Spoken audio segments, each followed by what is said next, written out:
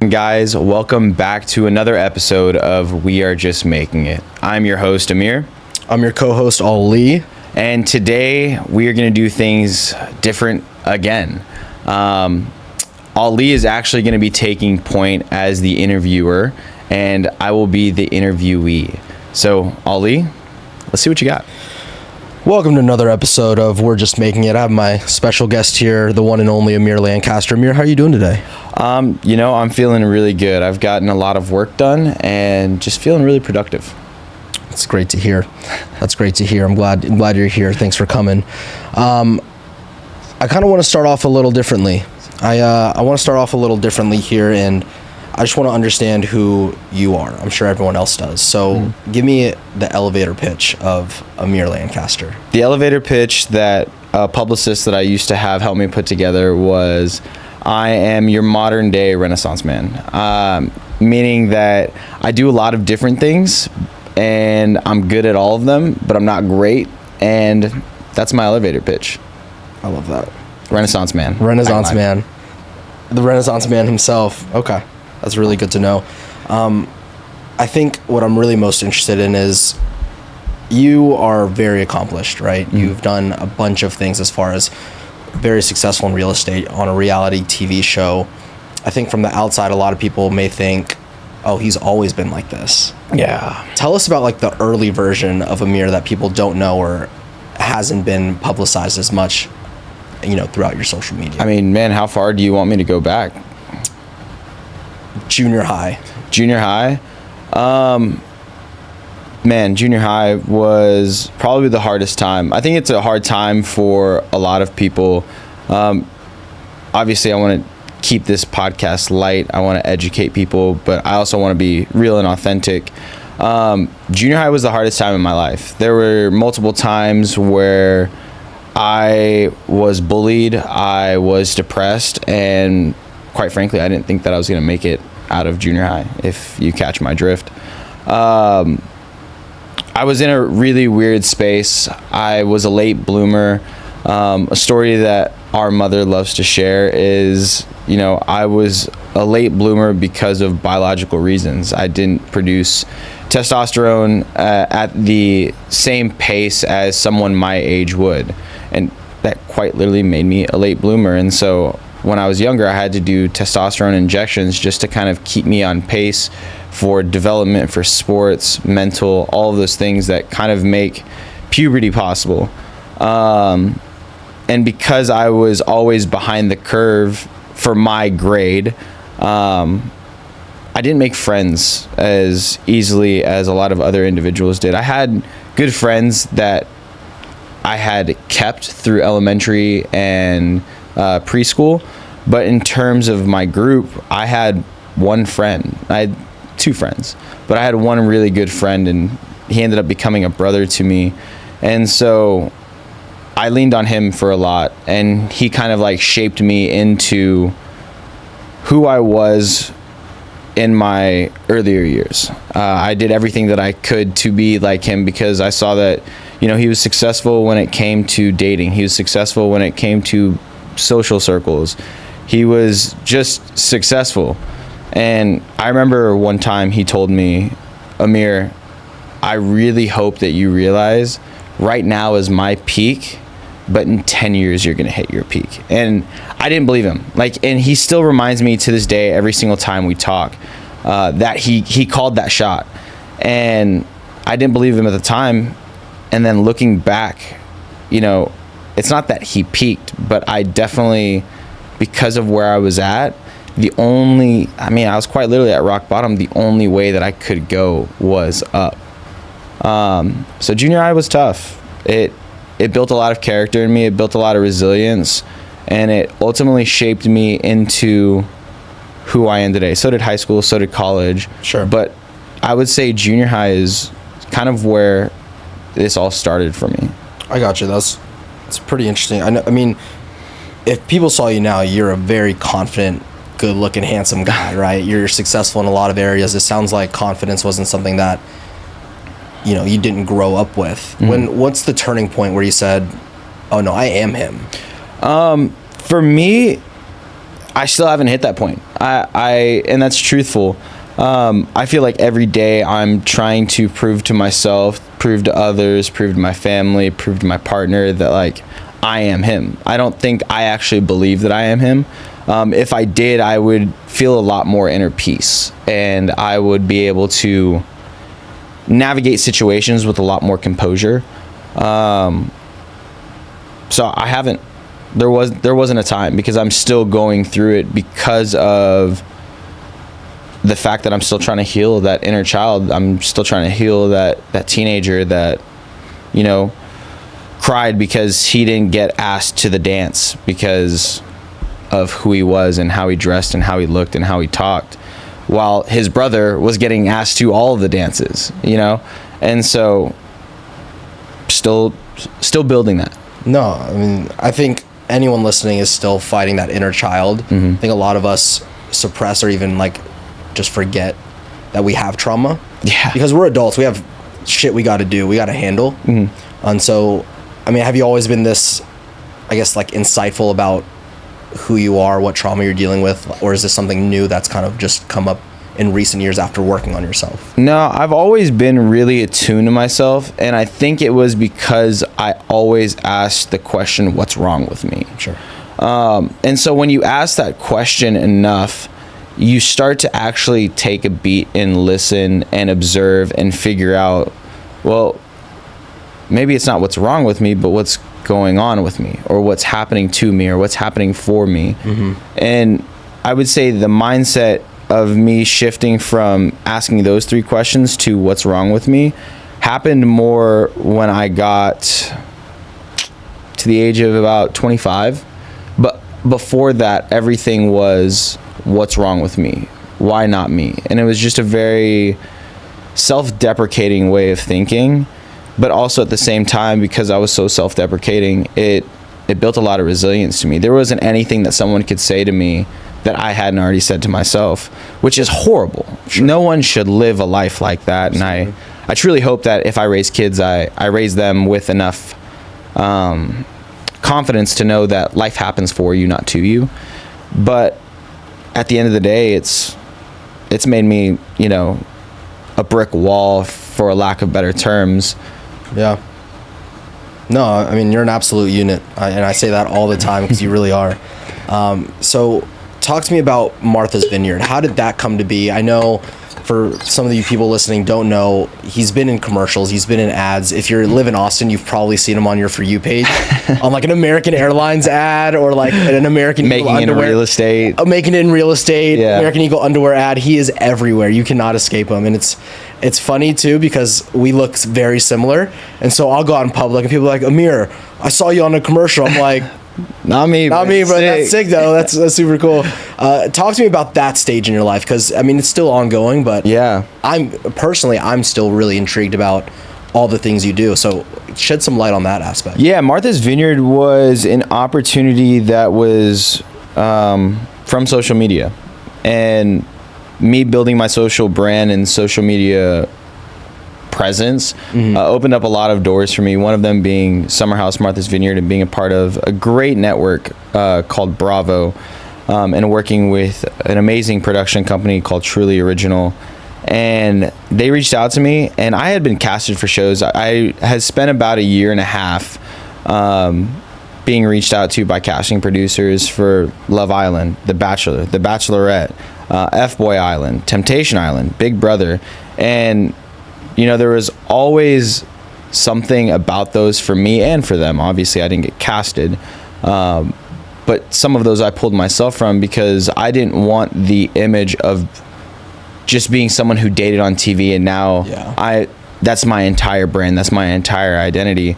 I wanted something like an HGTV where it's a series regular, where you're following my journey in my life, because I am someone who is so complex and dynamic that if you were to just do one side of me, you'd quite literally be missing the full picture. 100%. And so when they gave me the opportunity to come onto the show and just be the natural me, granted, it is still very one-sided, because you're seeing the way that I interact in a party setting, in a vacation setting,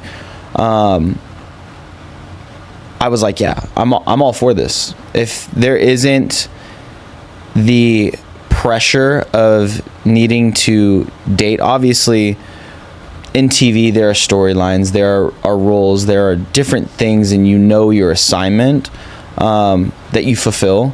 But if it isn't like a gun to my head and this is the reason I'm here, then I'm okay with letting the cards fall as they may and seeing what the opportunity brings of it. So Summer House came from that. We are currently on our second season, and the opportunity was and is cool. It's been really hard because earlier we talked about that mental fortitude that I really built up, and reality TV it's really tough because the people that love it are very passionate about it, right? And the people who are rational and kind of take everything with a grain of salt, they're not the ones tweeting or commenting or liking. They're the ones walking up to you going, really love you on the show. Your story was great, yada, yada, shake a hand, kiss a baby, walk off. The people who are irrational and really passionate about reality TV, and this is what consumes their lives, are the ones who, quite frankly, brought me back down to, the ground floor, for lack of better terms. And I really thank my family, our family, my friends, Natalie, my partner, my therapist, because that first year when the show aired, I went through a lot of nights crying because, again, I was asking, why me? Why do people hate me? And it took someone telling me, if you're pleasing everyone, you're not doing the right thing. Yeah. If people are upset about things, you're doing the right thing. Because in this world, if you chase trying to please everyone, you'll never live your purpose. But the second you start to live your purpose, a lot of people are going to get pissed off. And I was like, people are mad at me. I'm living in my purpose. Yeah. And then the other thing that I had to tell myself was, this is my story, and a lot of people are going to be mad at that. But a lot of people are actually going to be really happy that someone spoke out and shared on a show what it's like to be biracial and be authentic and honest about the fact that I wasn't raised in an African American or black household with black culture and tons of black friends. Like, we're diverse individuals. I don't have a white friend group. I don't have an Asian friend group. I don't have a black friend group. I have friends. And quite literally, anytime we go out, for anyone that would be interested in any of us, it's kind of like a candy shop. You're like, what flavor do I want? Yeah, right? Do I want something a little bit more chocolate? Do I want something a little bit more spicy? And that's how I've always lived my life, and that's how our mom taught us to live our lives, was everyone and anyone should be welcome into your circle as long as their character and beliefs are in alignment with you, not just skin color.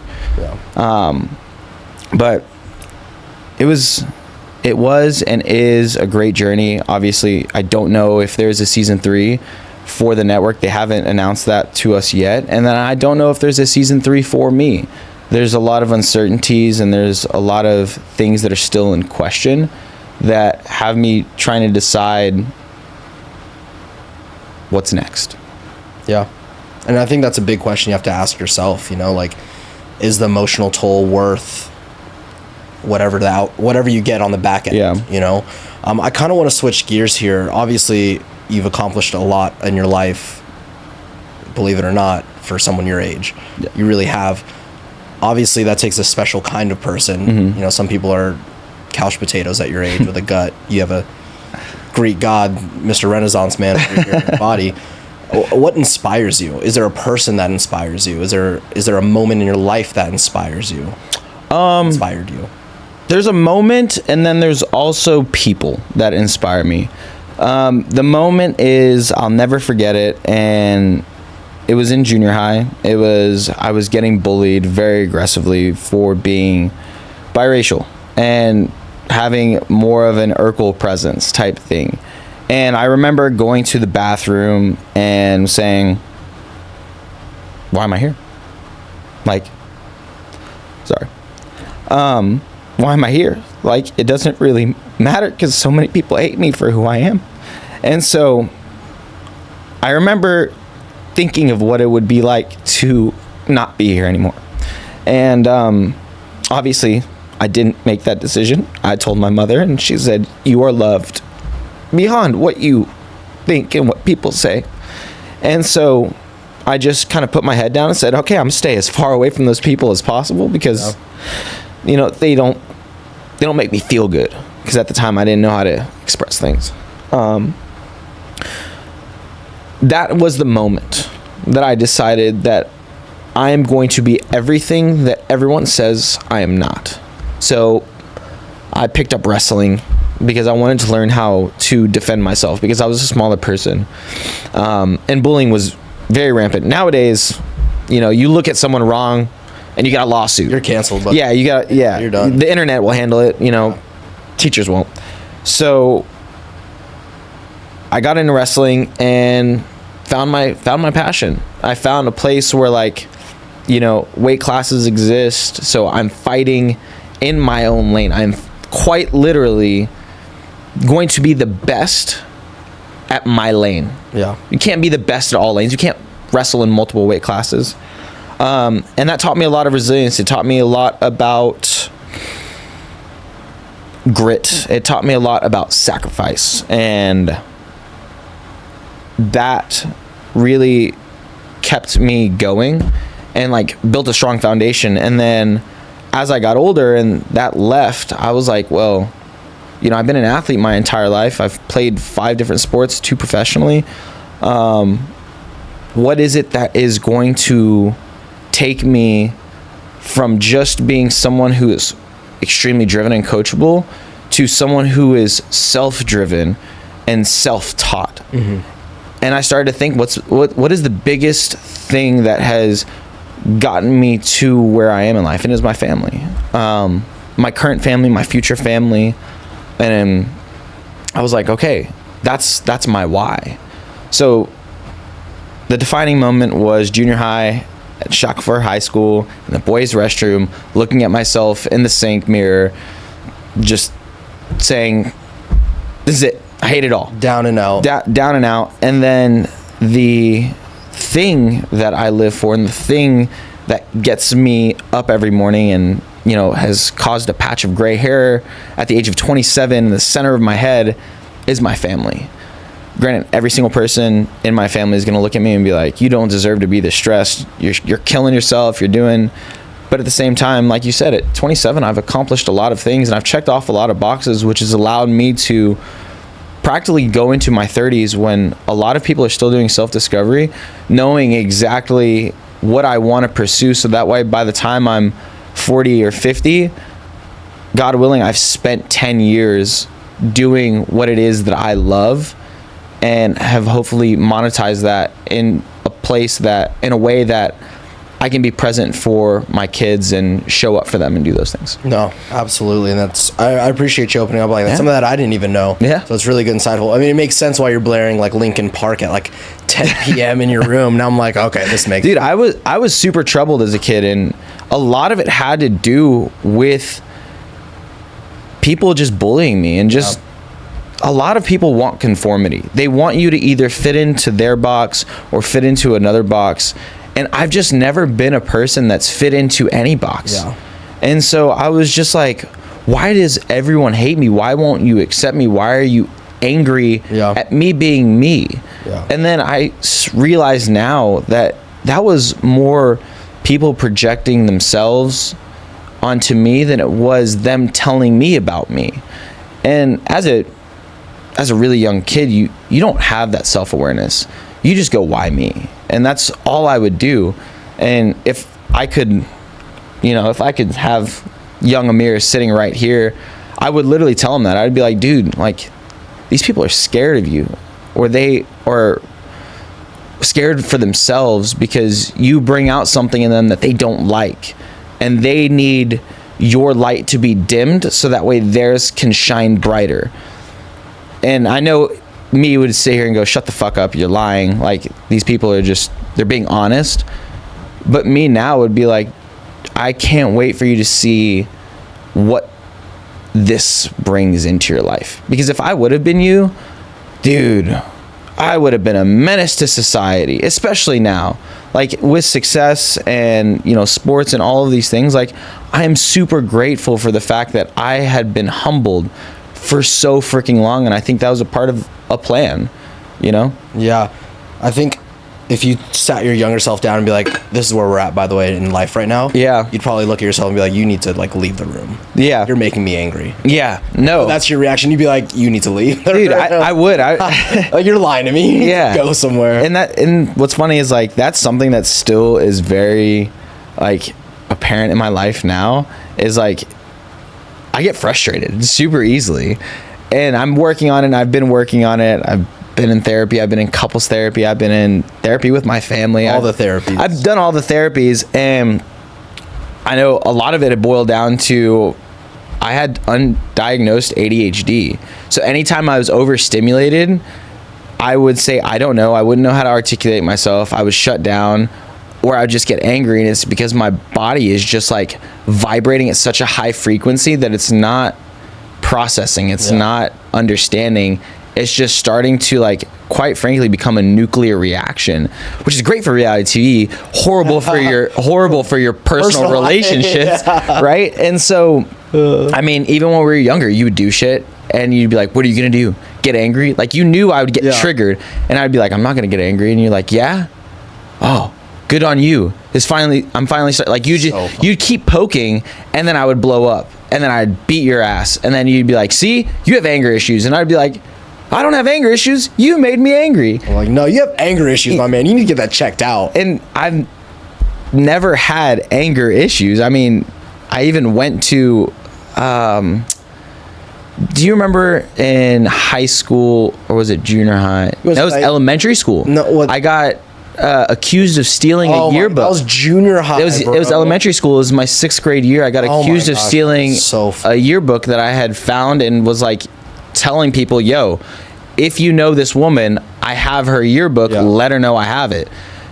They tried to hit me with a theft ticket and, like, put it on my record. At like 12, 13, bro. Quite literally. Yeah.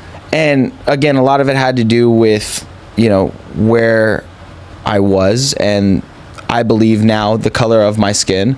But they, instead of sending me to jail or juvie or giving me a really big ticket for a $45 yearbook, they sent me to anger management classes. And that's what I had to do as my community service. And I remember sitting there, and the guy was like, "Why are you here?"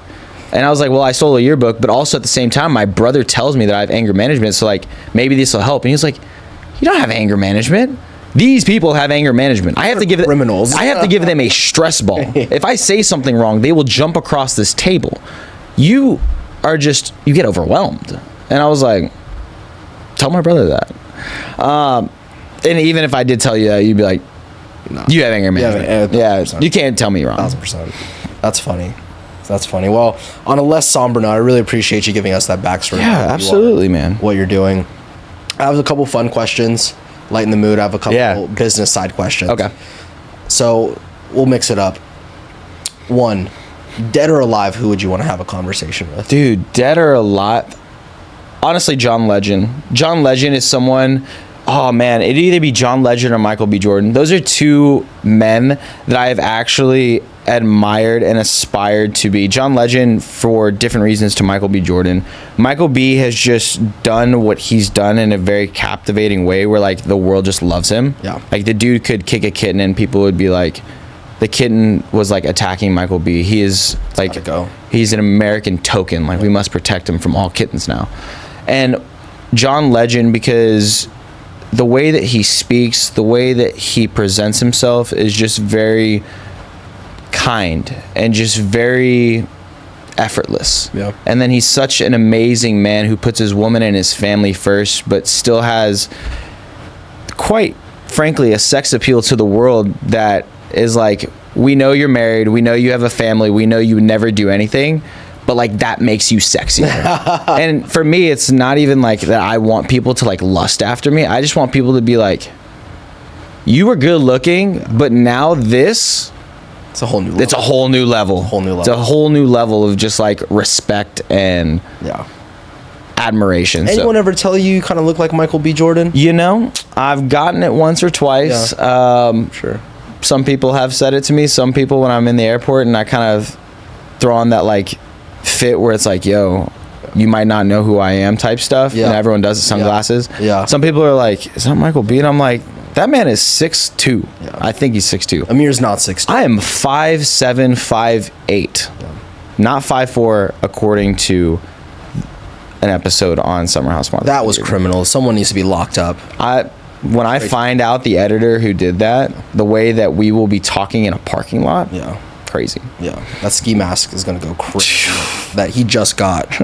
That's good to know. So on the business side of things, I want to flip-flop here. What are some things you're working on? What are some things you have in the works outside of your real estate and modeling and acting, etc.? Yeah, so what I have in the works, I'm kind of trying to shift gears in the sense of talk about it once it's done versus talking about it while you're doing it, because I feel like that used to be my MO, is like just tell the world, I'm doing this, I'm doing this, I'm doing this.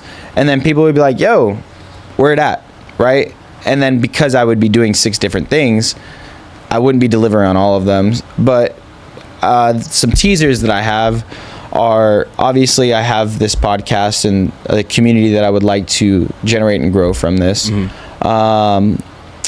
I have a YouTube channel that I'm really focusing on dialing in and starting to create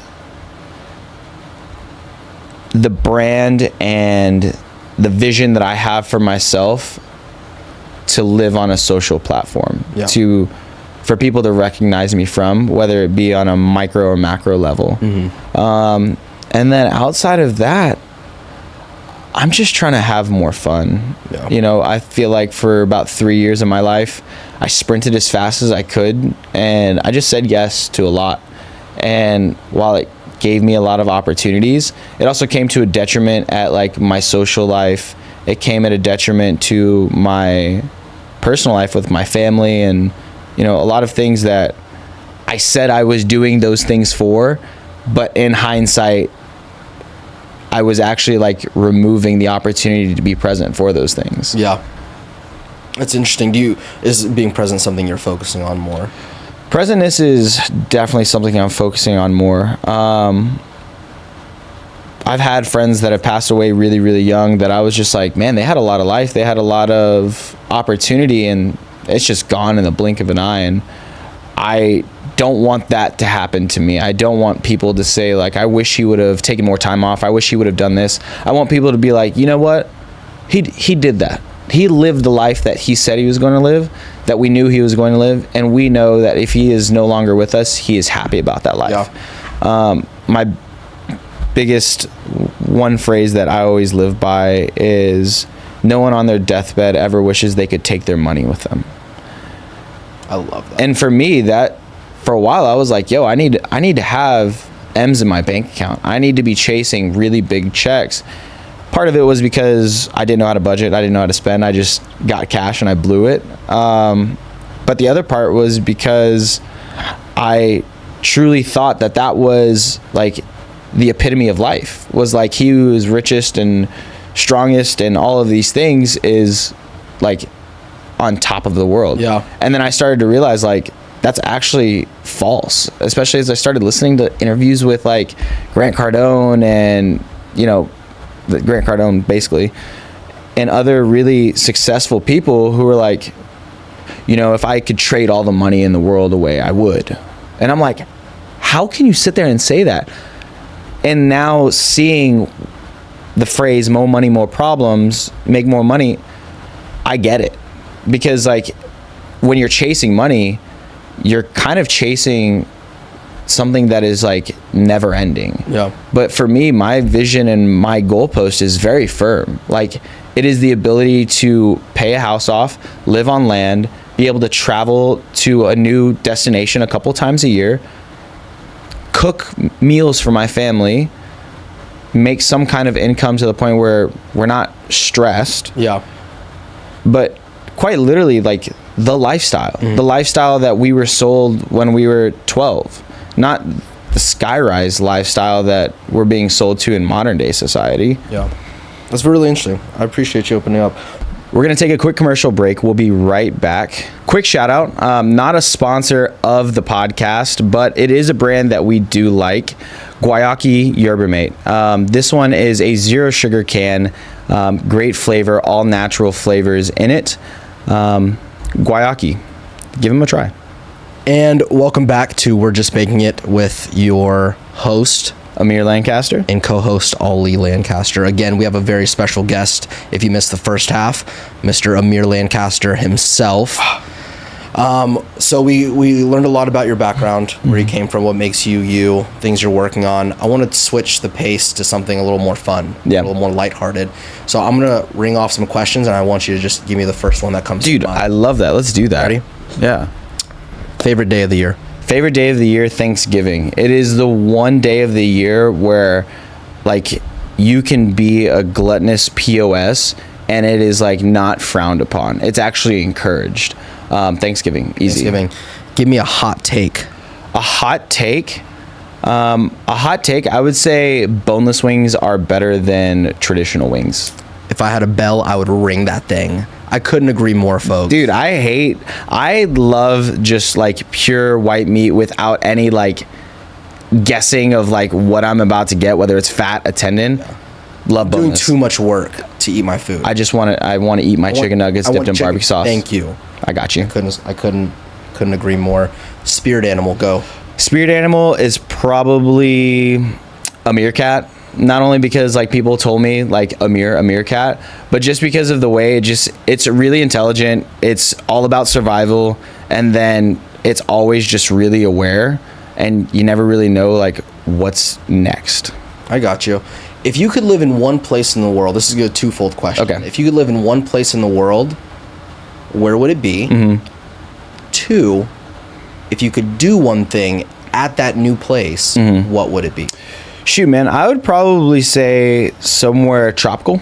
Grew up fishing. I love fishing, but I've also had a really big urge to learn how to surf. And so I think if I could do one thing living in a tropical place, whether California or Hawaii or somewhere along those lines, I would learn how to surf. And I would be like shredding the gnar, dude. So you're living there, you're surfing. Role play with me here. Yeah. What's your job? What are you doing there? You working at the bakery? You're giving surf lessons now? Like, are we talking about the dream life? Yeah, sure. The dream life? Sure. Living on the coast, surfing, and honestly, I'm probably doing something within the community. Yeah. When I mean that, I mean like volunteering, creating, boys and girls clubs, things that give back. Yeah. That would be my thing.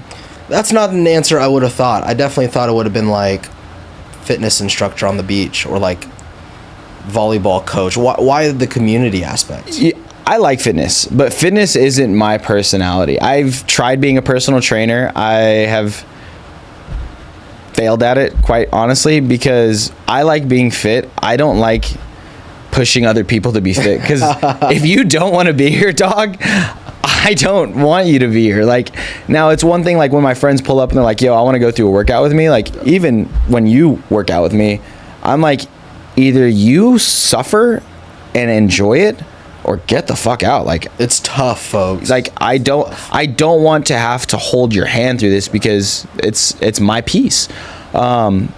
The reason I would go the community route is that's like always been my focus. That's always been the dream, is like, I would love to start something like a nonprofit, like organizations where, yes, I can make some money off of it to support myself, but at the end of the day, the biggest portion of it is going towards giving people opportunity.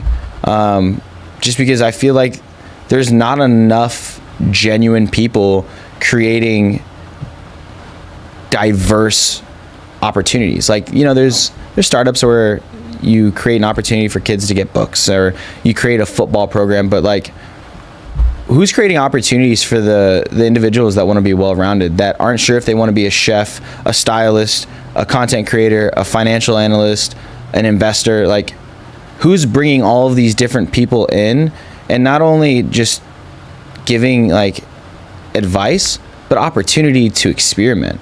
I think that was like the biggest thing that changed me from when I was a kid, is that I went to culinary classes. I rode a horse. I was a part of an astronomy club. I quite literally, as I said I wanted to be an astronaut, I gained experience on what it meant to be there. And then I was like, actually, I just have a really unique fascination for constellations, but I don't want to go in a rocket ship. Like, I'm really scared of heights. Like, you don't have to monetize your hobbies. Like, yeah, they can be hobbies. They can be hobbies. And so I feel like that's what we're missing. And that's the biggest gap that our youth doesn't have, is that because social media and the internet has made things so widely available, everyone says they want to do things, but they never really have the opportunity to try it. Mm-hmm.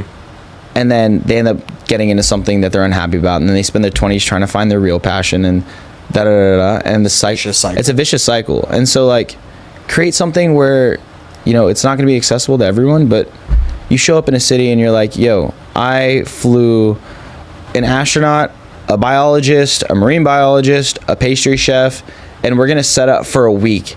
And you buy these tickets, affordable, obviously, because I've got to be able to support their time, my time. There's still overhead costs, but you sign up for these things and you give it a shot. Yeah. And now it's something that people look forward to, and they're like, dude, I can't wait for Amir to come to Atlanta. I can't wait for Amir to come to Florida or Idaho or Mississippi, or, you know. Yeah. Just for all those kids that are like well-rounded, they have a lot of interest and they want to expand on that. But I think at the end of the day, you know, being happy is the biggest thing. That's why people make a bunch of money. They just want to be happy, more so independent. Have you ever heard the fish story? The fishing story? So what's really funny is, I don't know if we're talking about the same fishing story, but I was listening to the Diary of a CEO last night on an episode about stress. Mm-hmm. And I had heard this analogy before, but I heard it again last night, and it was the story of a billionaire who meets a fisherman. Is that what we're talking about? Yeah, I love it. I love it because that is quite literally me. Tell it. So it's a billionaire who meets a fisherman, and he's just fishing. And he asks the fisherman, what are you doing? Or he asks the fisherman, what are you doing with these fish? And he says, well, I keep one for my family to feed, and I sell the other one. And the businessman looks at the fisherman and says, you're doing it all wrong. And he's like, well, tell me what would be the right way? He was like, what you should be doing is you should be selling both fish. And then what you do with the money that you buy from the fish is you buy a bigger fleet. And with the money that you generate from the bigger fleet, you now start to make more money and you take it to the States. And then with the money you're making from the States, you can now buy, you know, a company or invest and do all of these things. So basically the businessman is just trying to get the fisherman to continuously scale on this never-ending cycle. And the way the story ends is the fisherman goes, well, once I have the fleet, once I have the company, once I have the money, what do I do? And he was like, my friend, you can do whatever you want. You can fish, you can do anything. And he was like, I already do that. So the moral of it is, like, if you already get to live your passion, granted, it might not be at the scale that society thinks you should be at, but if you already get to live your passion, that's the biggest blessing. And I hate society right now. It's such a consumer mindset, to the point where, like, we're always consuming, we're always looking for bigger, faster, better. And a lot of people are depressed because when you're constantly needing to level up, you never really get a moment to, like, be present in, like, what you have. And so, man, this episode was super great. Diary of a CEO, Steven, I don't know his last name, but it's an episode on stress, and it's phenomenal. I'm only halfway through. I'll watch the rest of it tonight. Sounds good. Check it out. What are your thoughts on manifestation? Love manifestation. Not only do I love manifestation, I love delusional manifestation. I like that. Right? Shoot for the freaking stars, because you will land on the moon at the very least. And so delusional manifestation is great. Now, don't be a delulu person, right? But have really big admirations, really big goals, and do the steps to achieve those. Like, it's one thing that for me to say, like, I want to be the next president. But if I'm not actually doing things to become the next president, that is absurd. That's not even a manifestation. That's like imaginary. But when we're talking about delusional manifestation, dude, I would love to be the next president. And then I do the things and then I end up stopping at governor. Yeah. I mean, that's pretty good. That's not far off. You got a mansion and everything, dog. Right. And so, love manifestation. I've manifested a lot of things in life. I've manifested quite literally the life I have right now, and I'm manifesting the life that I will have. Yeah, absolutely. Is there one thing that, you know, on your deathbed, you're like, outside of, man, I wish I saw more family, friends. Yeah. Is there one thing that you're avoiding to regret, if that makes sense? Yeah, I would say, like, I'm avoiding in the sense of, like, as in, I left that all on the table. Yeah. There's nothing I could have done. I maxed that out 100%. What topic or aspect of that in your life? My athletic ability. My athletic ability was the one thing that I was like, yo, I really left it all on the table. And I say left because I've decided that, like, I'm stepping away from pursuing the dream of playing professional rugby at a national or global level, being a professional volleyball player, being a high rocks athlete. I just want to be happy and I want to be fit and I want to be able to hang out with friends and it not involve me going for a run. Yeah. Like, I want to be able to hang out with my kids and not be the dad that's like, we're waking up at 6 a.m. going running. Like, I want to have balance. I remember a while ago, I was like, dude, you're in great shape. And this is after I probably haven't seen him for a while because I lived in California for a little bit. And I was like, your motivation's crazy. Because, dude, I just do this so I can play with my kids and look good naked. And I'm like, those are the two that's things. Solid, dog. Those are the two things. And that's what's, I might not be like the most like healthy, but one thing, like, I might get winded walking up a flight of stairs. But one thing is very true for the rest of my life. I will look good naked. Ain't nothing wrong with my partner will always look at me and be like, dang. Michael B, is that you? I'm just kidding. All right, so back to the question. I appreciate you getting in depth. Yeah. Let's keep it going. So, you know, you have $1 million, and I'm really happy for you. You have $1 million. What's the first thing you're buying? Ooh, for me, the first thing that I would buy is probably a ranch. I would buy a ranch, and I'd buy. I don't know. That's a really good question. Not in Texas. No. I want somewhere, probably like Minnesota, like somewhere where it's called Wyoming. I think is more. Wyoming. Yeah. Somewhere where it's just like beautiful to be. Yeah. And really peaceful, and it's like very scenic. Texas is just hot, and I've always had the vision of me wearing like the big leather jacket with the hat and just like light skin Yellowstone. That was a great. I respect that. That'll be a good look on it. That's been the vision. I can't wait for that. Yeah.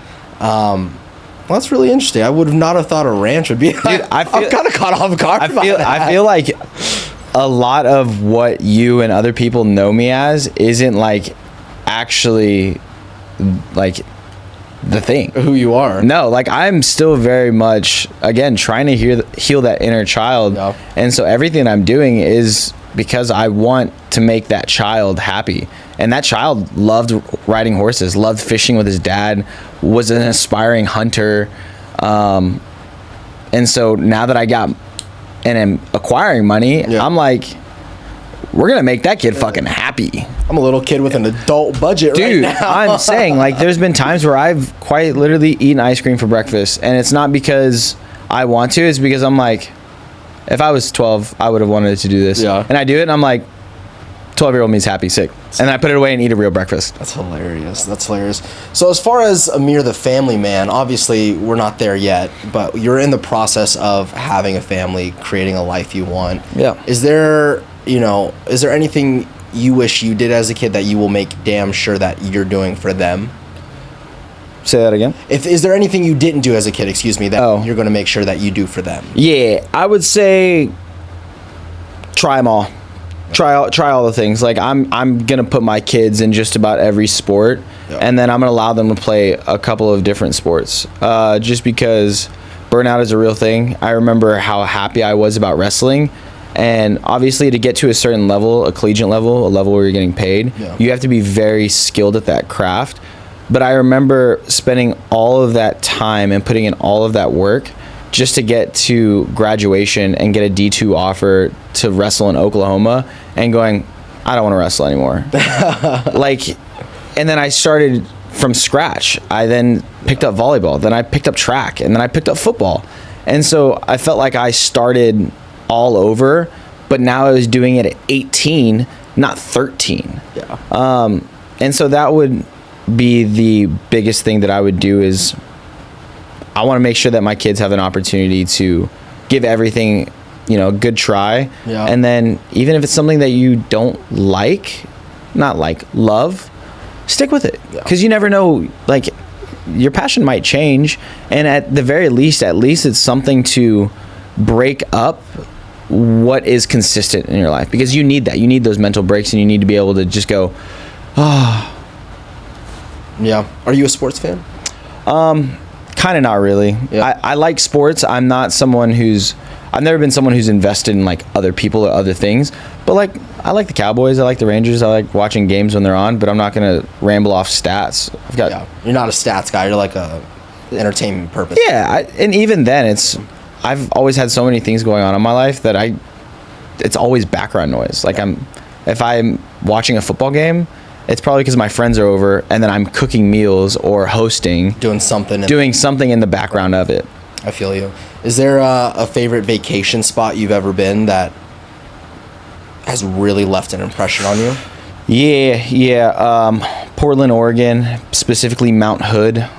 Every time I go there, it's a beautiful place. It's like every other mountain range, but Oregon, and just kind of like the scenery and the atmosphere, it's very, very me.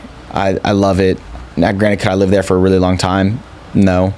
But it is one of those places where I'm like, one day I'm gonna have a cabin or a condo, and that's a place where I'll spend a month. So you wear a lot of hats. I mean, talk to me about like the athlete portion of Vineyard. Can you list all the things you've done or have accomplished as far as the athlete side of you goes? Yeah, so I have, as the athlete goes, I have pole vaulted, ran the 100, long jump, high jump. That was in high school. And then in college, I played rugby, football, attempted to run track, and then volleyball. I was a male student athlete, and then a player for the Texas State men's team, club team, and then tried out for the first ever professional men's team in Texas, called the NVA, National Volleyball Association. Was rostered, never played, too short, but at the same time I was someone who kept the bigger dudes on their toes. Like, if he's whooping your ass at 5'7", we've got a really big issue when someone 6'3" steps in front of you. This dude has bunnies, guys. I mean, like, what's your vertical at? Well, I had my injury that you don't believe is an injury. It's not. But it was an injury. It's got a medical term, so I don't know why you don't think it's an injury. But psychosis. My vertical, last I measured it, was like 45 inches. That's ridiculous, dude. Yeah. And if you saw this man's quads, like Quadzilla. Yeah. Enormous. It's really funny. Anytime I'm in the gym, I'll have guys walk up to me and they're like, I would do anything to have your quads. And I'm like, that's not weird at all, but hey man, I love your legs. Yeah. I'm like, all right. Okay, bro, I appreciate it. They're trending on social media. That's so funny. Is there anything that you're doing right now that you really enjoy that you've picked up recently, whether it's like, going for a run, or like, is there anything that recently you're like, oh, I found a real passion for this? Storytelling. Telling my story, telling my friends' stories. For a while I thought being a YouTuber and a vlogger was like the stupidest thing and you should go get a real job. And then I realized that is a real job, and these people are quite literally getting to live their passions and getting paid for it. And so I've picked up storytelling in the sense of creating content, creating a YouTube channel, creating vlogs, and it's been something that like that's what I wake up every single day and I'm like really excited about. Yeah. I'm not excited about too many other things, but I am constantly coming up with ideas for videos and, you know, real estate endeavors that I'm like, oh, this is going to make a great video. Everything that I do always reverts back to this is going to make a great video. And that's how I know that that is my passion, is being a storyteller, not a content creator, a storyteller. That's really interesting. Storytelling wasn't something I was like, oh, it's pickleball for sure. Nah, I actually hate pickleball. I also want to make. I'm so sorry for my performance yesterday. We play in a pickleball league, and I did not show up. It's okay. I did not show up. There's been times where I haven't shown up either, and at the end of the day, there's one person that we are doing this for, and it's Natalie. 1,000%. We do it to support her. She's gonna win regardless. Okay. Well, here's a fun question. I think you'll get a kick out of this one. You're on death row. You got one meal. Yeah. It can be multiple of items, whatever you want. Already got it. Amir's death row meal. Yeah, it's gonna be Chick-fil-A nuggets, Panda Express lo mein, a Chipotle burrito, and then Church's icing biscuits. I'm concerned about how fast you answered that. Oh, I know. I've thought about this, and That's concerning. I've given this a lot of thought. Yeah. But those are also the same things that if I could eat those weekly, daily, and be a healthy individual, I'd be ecstatic. Like right now, I eat hamburgers, spaghetti, chicken tenders, and French fries at least 3 times a week. But I make them at home so that way they're healthy. So you mentioned earlier that you like cooking. Why? Why do you like cooking? I hate cooking. I think it's just kind of the experiment of it all. It's trial and error, and then when you get it right, that's the recipe. Yeah. And I think that, not to be like philosophical and shit, but that's also kind of like life. Like you try a bunch of different things, and some things fail, some things don't. But like that feeling of once you get it, you're like, yeah. I did that. I did that. Blackjack at the casino first. You know what I'm saying? Feeling. So that, I guess, if you were to compare my life and cooking, they have a lot of resemblance, and maybe that's why I like cooking so much. That's interesting. Because I hate food. Like I am the pickiest eater ever.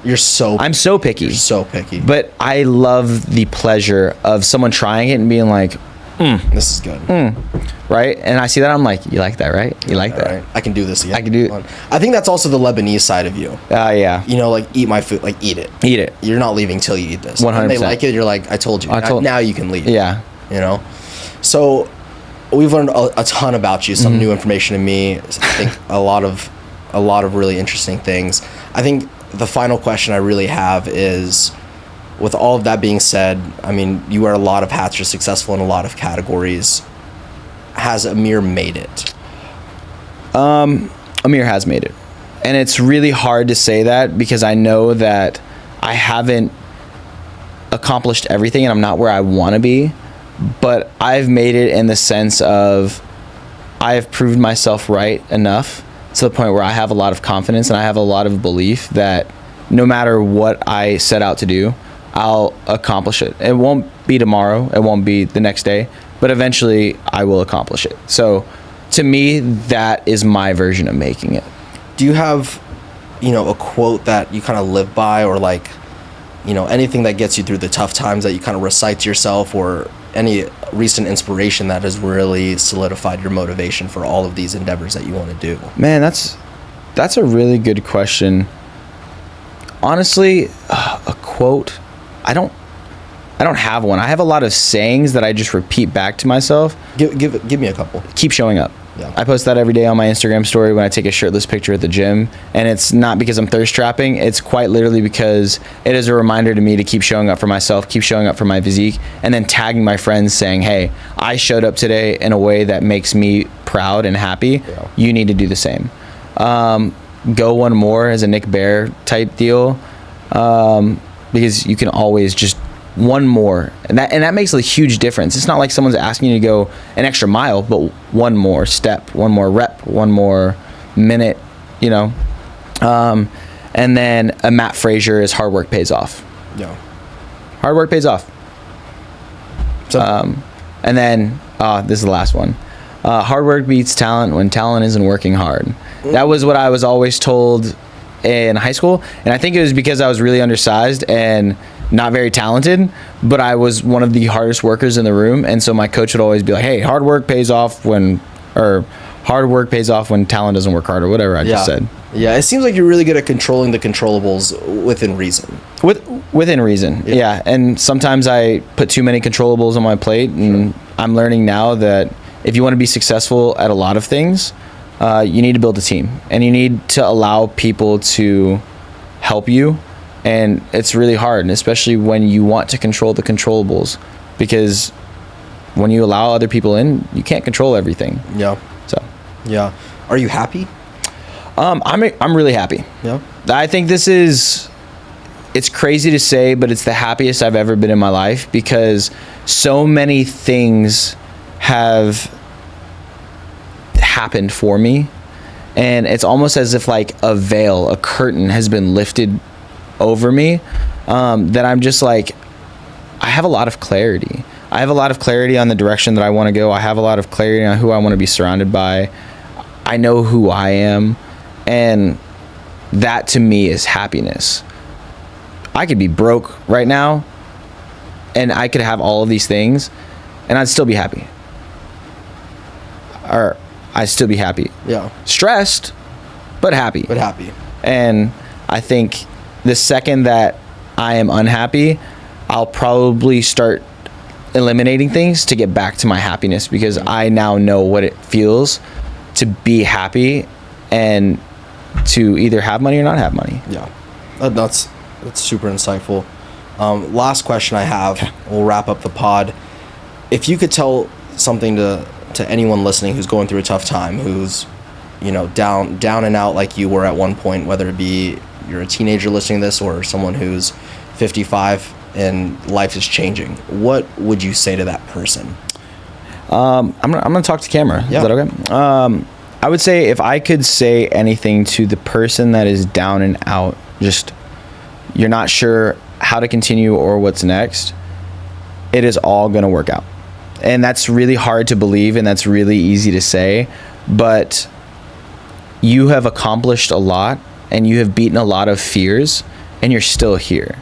So you can keep doing it. You've proven to yourself that you can. Just keep fighting the good fight, because eventually it is all going to work out. That's what I would say.